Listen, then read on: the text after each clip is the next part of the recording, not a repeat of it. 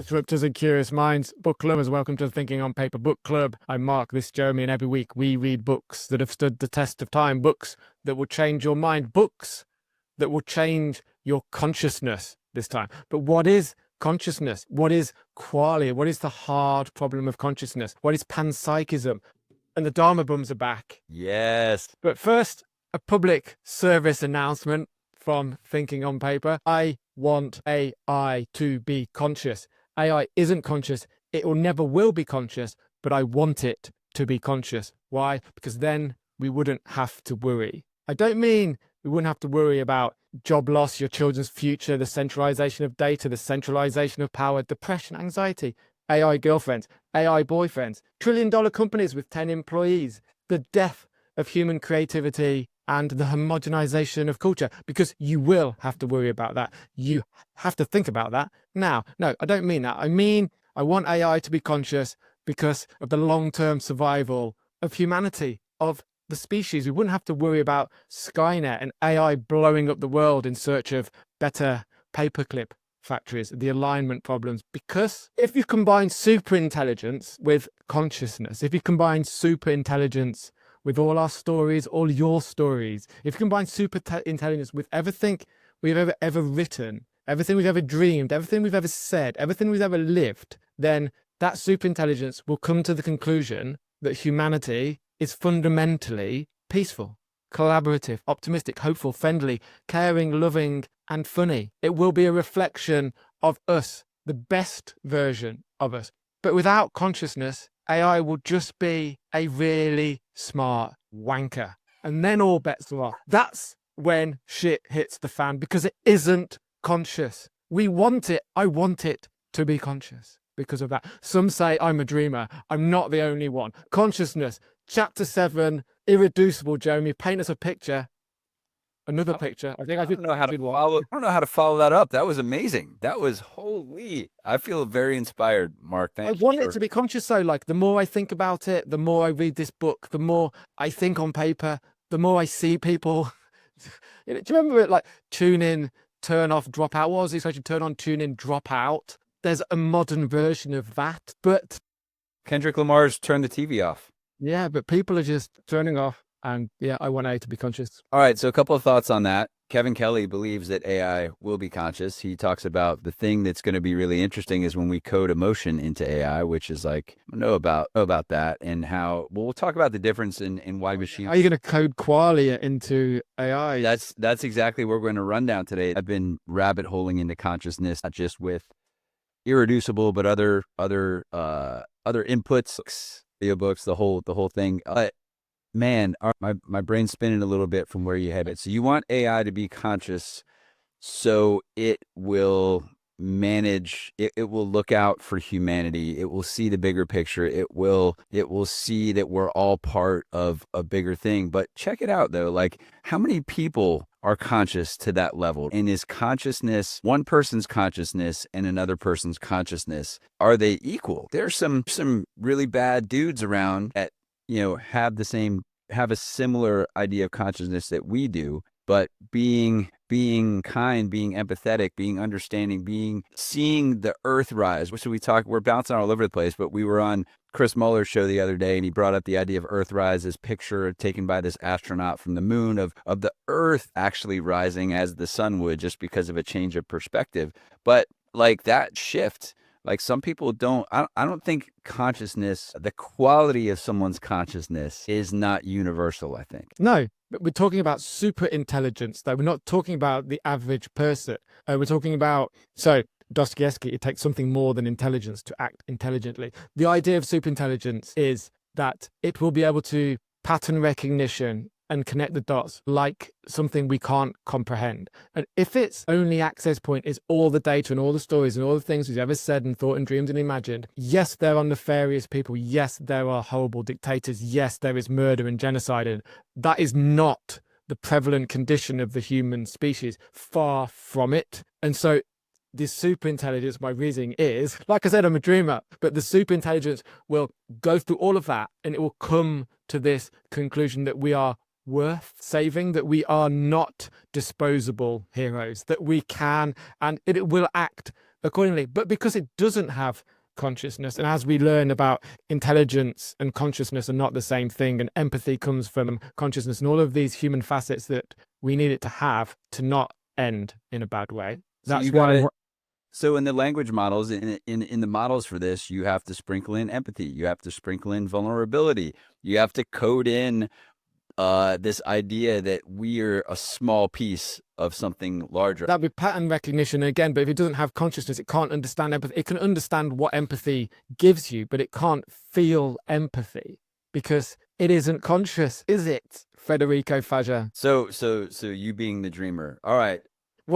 How does consciousness work, Jamie? Let's get into the book. Let's do it. I thought it was really funny. The first piece of this chapter comes from our host and author's recollection of his experience in Christianity with the Holy Communion, in this idea of the examination of consciousness as a part of that process, that regimen. And as he kind of worked through where he got the first few bits of the chapter, we're like, okay, so if this idea of consciousness emanates from electrochemical signals in the brain, as this neuroscience professor told him, this neuroscience professor was on his advisory board for one of his companies. So he asked this guy about consciousness. He's like, okay, it's like electrochemical signals emanating and generating things. So he's like, okay, well, that's cool. What about computers? Computers are electrical signals. Could computers generate consciousness or experience consciousness, which led him down this path of discovery that we know he figured out that computers couldn't be conscious. But that's where it starts. But qualia,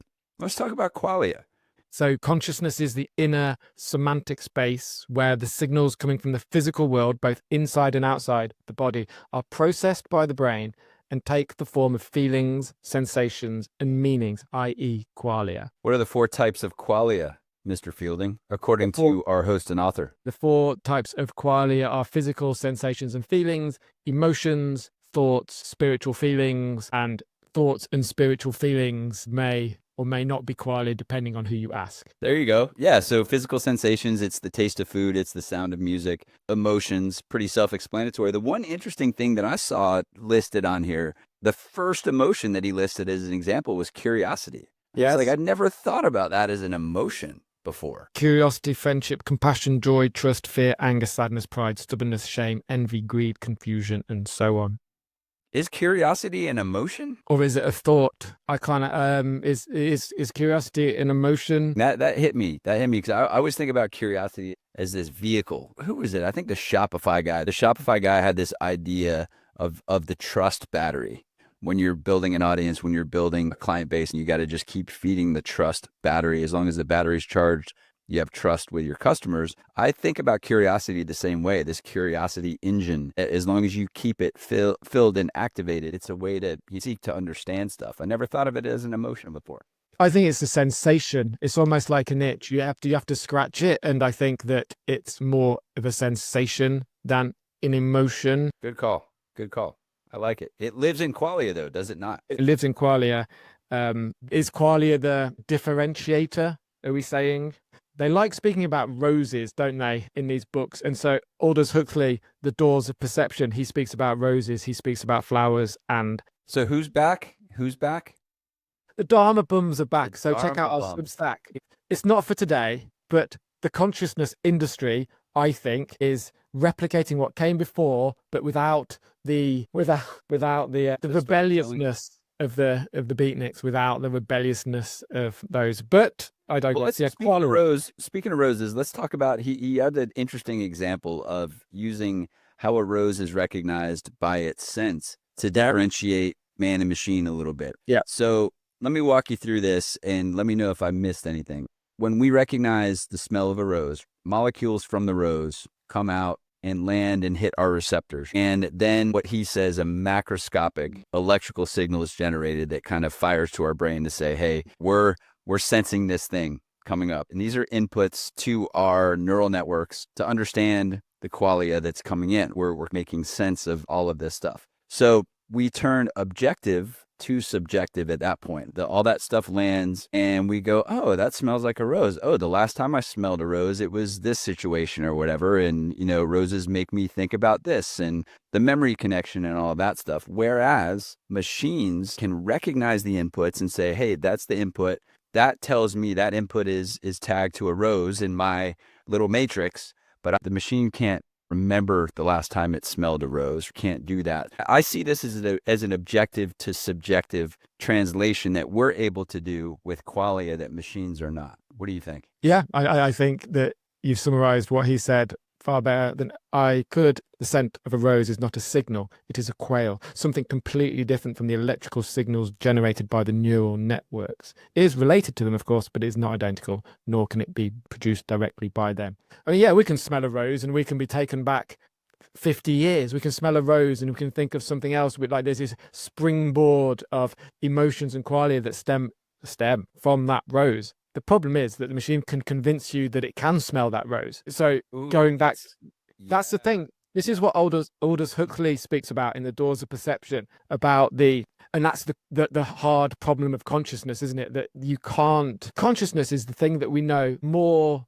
definitely than anything else, and yet we can't describe what it is like. So a machine could tell you it's conscious and you can't prove that it isn't, but it can convince you that it is. Well, it almost goes back to that whole how an AI chatbot busted CAPTCHA. The model couldn't figure out how to actually do it, but it convinced a human to to help the model do it. So yeah, that's the thing. It's like there's going to be a lot of pseudo humanity kind of emerging out of this and figuring out, is that pseudo humanity or is that real humanity? Here's a question for you. Does it matter? Does it matter if you think that this one of your AIs is conscious? I mean, do most people think, is this conscious? It doesn't really matter, does it? It's the matrix, isn't it? If it looks like a steak and it tastes like a steak, then might as well be a steak. Yeah, I think the does it matter part to me is if it slowly erodes what it means for us to be human. That's the alarm button for me. You know, in our Substack this week, we had posted that, you know, people are actually using AI right now to break up with their boyfriends and girlfriends, which part of being a human is having the ability to figure out how to navigate difficult situations. And if we don't navigate that, that requires empathy. If it's done the right way, it requires a little empathy. It requires kind of like a softer touch a little bit than just brute force kind of thing. And if we just keep hitting these damn easy buttons, sure, yeah, it's going to be easy. I can just send this note over text. Well, people are texting to break up too. You know, we don't have conversations anymore. And there's the old guy in me. This is the gray beard coming out. But hey, I think we should still have human conversations. And, you know, that's what scares me with all of this stuff. The next generations don't. Again, the question still stands. I mean, does it matter if it's a cultural norm to break up by AI, to use AI to design your life? Altman was talking about these 3 layers of how people are using AIs, and we fall into the oldest bracket, which was like 40 and plus. 40 plus is the oldest bracket, and this population use AI essentially to replace Google. And then you have the stage below that, which use AI in a more varied way, and then the youngest people who use it to design their lives, and they use it for everything. And if it's a cultural norm to do everything like that, then who are we to say, you know, it's wrong, bring back the analog world? Man, I find it hard to believe that we're like, and please dump something in these comments and convince us otherwise, but I find it hard to believe like that we're this same version of our parents when MTV first came out. And, you know, we're staring at MTV like, oh, that's going to melt your face and it's going to turn you into a loser and all of this. That's the one thing. Do you know how much different what we're dealing with now is from MTV? As we learned in our last book, Nexus by Noah Uhari, you can't compare AI to the printing press. You can't compare AI to these other technologies that have come before it, because it is fundamentally very different. I still think that we're like listening to classical music and and those under 20 are listening to punk and grunge, and we're just sitting in there in our rocking chair going, oh, it's not like it used to be. Consciousness represents the most perplexing problem for the science of mind. There is nothing that is not known more intimately than conscious experience, and yet nothing that is more difficult to explain. David Chalmers, the hard problem of consciousness. Well, let's talk about the idea of consciousness as an irreducible property of fundamental particles. So I did invite Annika Harris multiple times to the show. Hopefully she'll come hang out with the Trippy Kids at some point. Like her audio documentary Lights On, that's the main thesis there too, is that consciousness is fundamental. She doesn't outright prove it, right? But she's on this track to figure it out. Aldous Huxley said that 60 years ago in The Doors of Perception. Man, so if we could have him on the show, that would be even better. See if we can figure that out. Well, we can just bring him back as an AI embodied virtual twin. Hey, we're talking to some companies actually that are doing that very successfully. So, all right.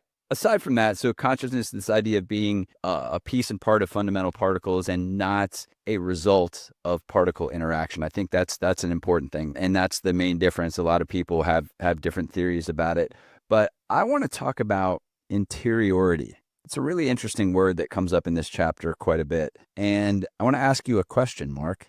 If there is an influence from the outside in, from the world in, how come there isn't an influence from the inside out?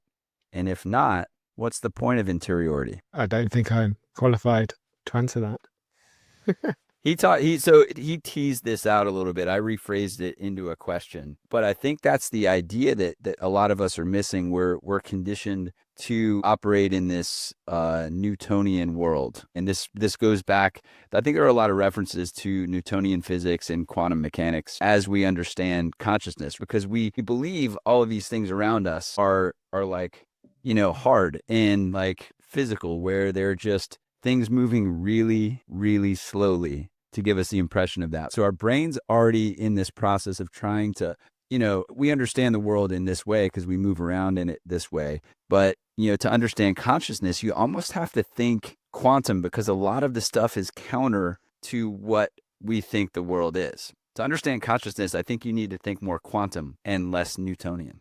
The alternative is to consider that physical laws may be emergent properties of consciousness, an assumption that is hard for most scientists to accept. It would mean that the objective world derives from the subjective world, and that's asking too much. Accepting panpsychism implies that inner reality has a direct impact on outer reality. And like in my notes, I've written connect to quantum, but I don't know how. Like when I was reading it and I kept reading it and my brain kept jumping like you did to this quantum idea of superposition and the collapse of the wave and how that doesn't come a reality until it is measured, observed, interacted with by something else. And I don't know how to link that thought to what he says here about emergent properties of consciousness, an assumption that is hard, that physical laws may be emergent properties of consciousness. Like in the same way that the wave collapse causes whatever probability, and I know I'm not describing this very well, but to become a reality, in the same way, why can't our consciousness cause the physical realities to come into existence? There's a link there. I can't explain it very well, but that's what I was thinking. Somehow. Well, I think it's really interesting, man. We're going quantum again, many worlds theory, even string theory, like all of these different worlds operating at the same relative time to us in space. You have, Kerouac and Huxley in the back going, "Yo, guys, we are on this already. Where have you been?" I think it's really, and I can't wait we are going to do a Dharma Bums Are Back series on all of this stuff, Mark. I think it's a great idea. There is a link to... Right, the world wasn't ready, and now the world is ready, and maybe the world is ready and also much more easily accessible via social media. Fair enough. Well, let's park that one. A couple quick things that I want to run down that are really interesting that kind of came out more tangibly to this is, so organizing and pattern recognition in the brain are separate from consciousness, according to our host and author. And I tend to believe that, and consciousness being kind of a supervisor of the activities. As you're driving down the road, we did this reference before, there are mechanical things happening, but your consciousness is observing and helping you react to all of these things. So pointing back to another old book, or a bunch of books, Buckminster Fuller's idea of the phantom captain is this idea of the captain of what's happening, for you in your life, and all of that is the consciousness is a supervisor. I think that's a really interesting way to put it. But the idea of true intelligence, he starts talking about that coming from consciousness, true and real intelligence coming from consciousness, and it requires conscious comprehension. So what did you get from comprehension in this. I think that his example on how a machine recognizes a cup compared to how we recognize a cup explains it very, very well. An example of a machine learning is when we teach a computer to recognize a cup from its visual image. To learn that task, it is necessary to have a representative sample of cup images called the training set, and a program performing the simulation of a properly structured artificial neural network that automatically finds a hierarchy of common traits that are present in all the cups that are part of the training set. When the program has learned the correlations existing in the many images whose name is cup, it may also recognize a cup in an image that was not part of the training set. At this point, it seems that the neural network understands what a cup is, even though the cup is only another symbol, not the conscious experience that it is for us. This ability to generalize is good and necessary, yet the program still cannot comprehend what cup means. You know where that sent me when I read that? And I kind of went back on my notes. The idea of like, okay, you train these models. Here's a cup. This is a cup. All these examples of a cup. But you know that model won't ever be able to really understand the meaning of a cup and how it interacts and all of that. It can define it, can see it, right? But I started thinking about like, why haven't we heard more about, and maybe it's out there, I just haven't heard of it. Why haven't we heard more about people training models to screw them up? Like to all, it's almost like, stay with me here. This is going to be weird. So it's almost like psychedelics for AI models to purposely generate hallucinations. Are people out there like effing with models and the training data to generate hallucinations? And is a hallucination incorrect, or is a hallucination kind of an enlightened understanding or comprehension? That's crazy. Boom. But that's where I think that there are people out there messing around with them and doing all kinds of crazy shit. So in our last show, we spoke to a very smart guy about the business case for AI, and he made a lot of sense, and I thought he was very good. The one point that I didn't agree with him was that hallucination is creativity. Let's simplify it. So let's simplify it to like an objective arithmetic. So 1 + 1 = 2. You train a model to understand that's what that is. And then all of a sudden you convince a model to say 1 + 1 is 3. You know, is that a creative endeavor, or is that just messing up something that is objective fact? Wrong is wrong. You can't be 30% wrong in something like that. It's wrong. But who says what is right and what is wrong? So creativity is breaking rules a little bit too. I'm just pushing back. I agree with you. I'm just pushing back. Intentionally breaking rule. Although a lot of creativity comes from accidents, or the great advancements of the world have all come by accident. So maybe that's the AI is hallucinating to try, because it knows that by hallucinating it could just serendipitously create something which might change the world, like penicillin. Yeah, or beer. Who left some cereal in the corner, for 3 months and decided to drink it? Like what in the world? Anyway, I digress. Comprehension and perception. Let's talk about that a little bit, right? Comprehension is the process that adds new meaning to our experience and skillfully integrates it with the previous meaning. But he says requires a greater capacity for generalization than machines can handle. What do you think he meant by that? I think it goes back to what I said at the start about empathy and curiosity and the lack of qualia, that the only reason that comprehension adds new meaning to our experience is because that we can connect it to all those emotions, to all those qualia that have come before. Yep. And a machine, an algorithm, an AI, whatever you want to call it, can't. Yeah. So, all right. Keep banging that drum. Keep banging that drum. No, I get it. All right. So conscious perception is, I think the way I understand it is this conversion of electromagnetic inputs into qualia, this objective into subjective. As I understand what our host and author talks about conscious perception, but comprehension is different. Comprehension is literally what we're doing. Comprehension is thinking on paper. Comprehension is connecting the dots. It's taking something new, connecting it to something old. But don't models do that though? Yeah, but not via qualia. They do it via patterns, don't they? So it's the same thread that keeps coming through in this, that they know it's a rose, they know the smell, but they don't connect it to the quality of the emotion. So yes, but no. So pseudo-humanity. Let's pseudo-humanity. Pseudo-humanity. All right, you heard it first on Thinking on Paper, when AI models try to convince you that they're human, but they're actually not. Okay, Nature of consciousness. I'm trying to think about, I'm going to read something here that I thought was really cool. Back to true intelligence. So remember, true intelligence requires comprehension.